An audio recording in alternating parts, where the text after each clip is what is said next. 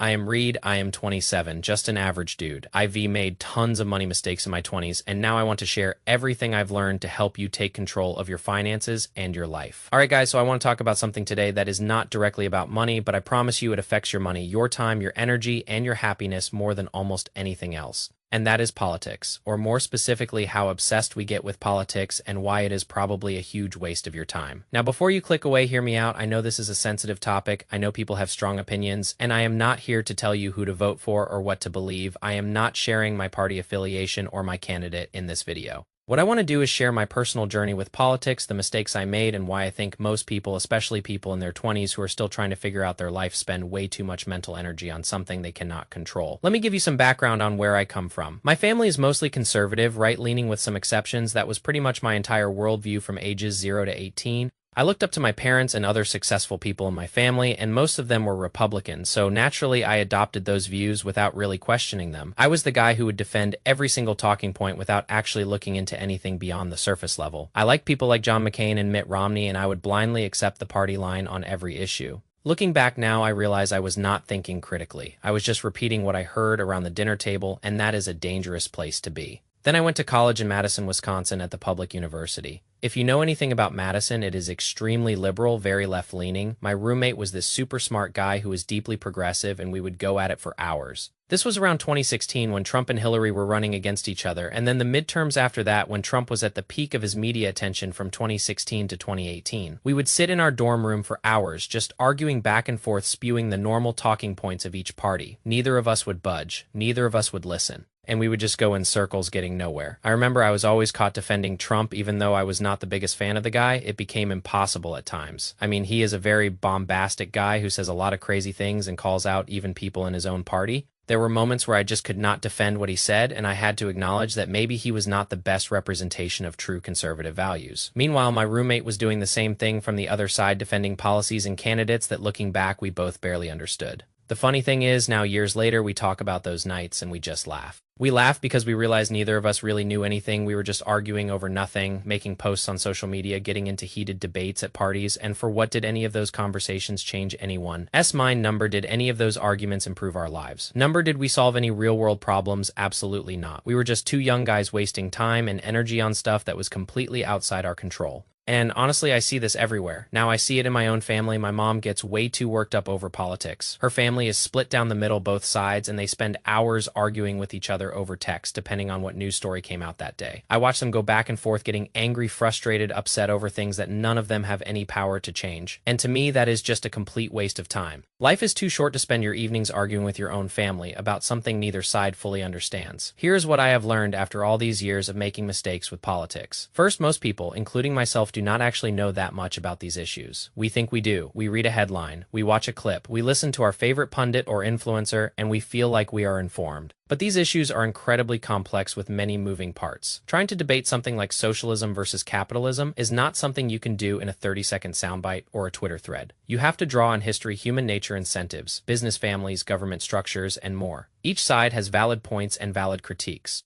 And if you think it is as simple as capitalism good or capitalism bad, then I hate to say it, but you are part of the problem. Second, these issues are way more complicated than just good versus bad. Take healthcare, take reproductive rights, take immigration, take foreign policy. None of these topics can be reduced to a simple slogan or a talking point. And when we try to oversimplify them, we lose the ability to actually understand what is going on. We lose the ability to have productive conversations. We just end up reacting emotionally to whatever our side tells us to be mad about that day. Third, and this is the most important thing I have realized, there are terrible things going on around the world: war, poverty, injustice, inequality. I get that. It is real and it is sad, but the harsh reality is that for 99% of us there is very little we can do to fix these problems on a large scale. You can give $50 to a cause you care about, and that is great. That bought a handful of people a meal or some supplies, and that matters. But unless you can get thousands of people to also give $50, your individual contribution is not changing the outcome, and that is just reality. Now, I am not saying you should not care. I am not saying you should not try to help, but I am saying you need to be honest with yourself about what you are actually accomplishing. When I look at what happened during the peak of the BLM movement in 2020, I saw so many people posting black squares on Instagram or complaining on social media about injustice. And I asked myself, what does that actually do? The answer is nothing. It does not change policy. It does not change minds. It does not help the communities that are suffering. It is just an echo chamber of righteousness where people feel good about themselves without taking any real action. During that time, I was interested in actually helping vulnerable communities. I did not agree with many parts of the BLM movement. I thought the destruction of small businesses and property was wrong. And there was clearly corruption in how some funds were managed, but I did not let that stop me from putting politics aside and doing something real. I spent years volunteering teaching computer science in disadvantaged schools after work and sometimes during work. I wanted to perform actual service and donate my time and energy to make a difference outside of my beliefs. And whenever someone called me out for not being political enough, I would ask them, what are you personally doing to make a difference? For most people, radio silence because posting on social media does not count unless it is backed up with action. Here's the tough truth. If you want to make real large-scale change in the world, you need one of three things. Number one, influence. You need a large following or fame so you can sway public opinion. Number two, money.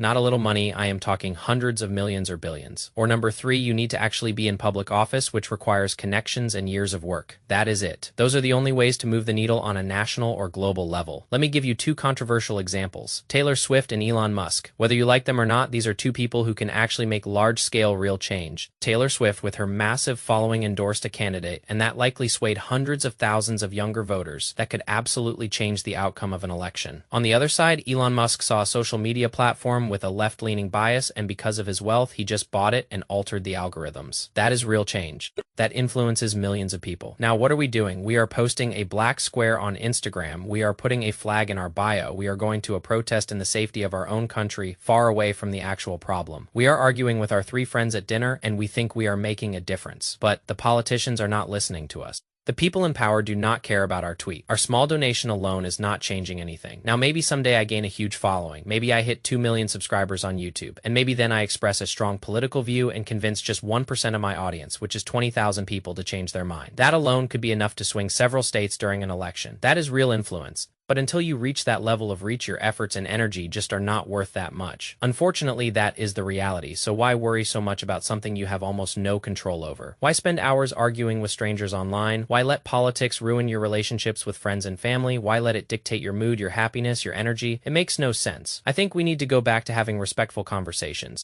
We need to go issue by issue instead of blindly supporting one party on everything. If you agree with one party on every single issue, I think you should reevaluate. Nobody has a perfect track record. Nobody gets everything right. And if you go into a conversation refusing to even consider the other side, then you are not part of the solution, you are part of the problem. I was guilty of this when I was younger. I blindly supported the right, and some of it was wrong. Over time, my views have evolved. I find that financially, I am more right-leaning, but I have become more left on a few other issues, and I am okay with that. I do not need to fit into a neat little box. I do not need to identify with a party. I just need to think critically about each issue and come to my own conclusion, and I always try to understand people's intentions. I think most people have good intentions, even if I disagree with their solutions. Take Bernie Sanders, for example. He has different viewpoints and solutions than someone I might vote for, but I believe his heart is in the right place. I believe he genuinely wants to help the country, and I can respect that even if I do not agree with him. We need more of that. We need to be able to disagree without demonizing each other. Here is another thing that bothers me. When someone gets into office, I think we should root for their success, not their failure. With both Trump and Biden, I saw people on the other side taking pleasure in seeing the president fail. But why? If the president fails, the country fails. If the country fails, we all fail. We should want whoever is in charge to succeed because it benefits all of us. I want the next president, whoever it is, to do a great job because that means a better life for me and everyone around me. So here's my advice to you, especially if you are in your 20s and still trying to figure out your life. Stop worrying so much about politics. Stop letting it consume your energy. Stop arguing with people online. Stop letting it ruin your relationships. Instead, focus on yourself. Focus on improving your situation. Put yourself in the best position possible so that you do not have to rely on the outcome of an election. If you are relying on the government to forgive your student loans or cut your taxes or bring inflation down, you are in a bad spot. You should have a plan to take control of your own life. Stop blaming politics for your problems and start taking action. Build your skills, save your money, invest in yourself, build relationships, create something of value. That is how you build a good life. Not by obsessing over who sits in the White House, not by getting angry at people who disagree with you, not by wasting hours of your week on things you cannot control. You can have passion for causes you care about. That is great. But make sure that passion is productive. Back up your words with real action. Volunteer, donate if you can. Get involved in your local community where your voice actually matters. Local elections have way more impact on your daily life than national ones. Anyway, a city council member or a school board member affects your property, taxes, your kids' education, your local roads way more than the president does. But nobody pays attention to those races. Everyone is too busy arguing about national politics that they cannot control. I hope this video helps you step back and think about where you are putting your energy. I have been where you are. I have wasted so much time being angry about things I could not change, and I regret it. I wish I had spent that time building my career, learning new skills, building relationships, and taking care of my health. Those are the things that actually move the needle in your life. So take a step back, breathe, focus on yourself, focus on what you can control. And if you still want to make a difference in the world, start small, start local, start with real action. Not just posts, not just arguments, real action. That is the only thing that actually matters. Peace.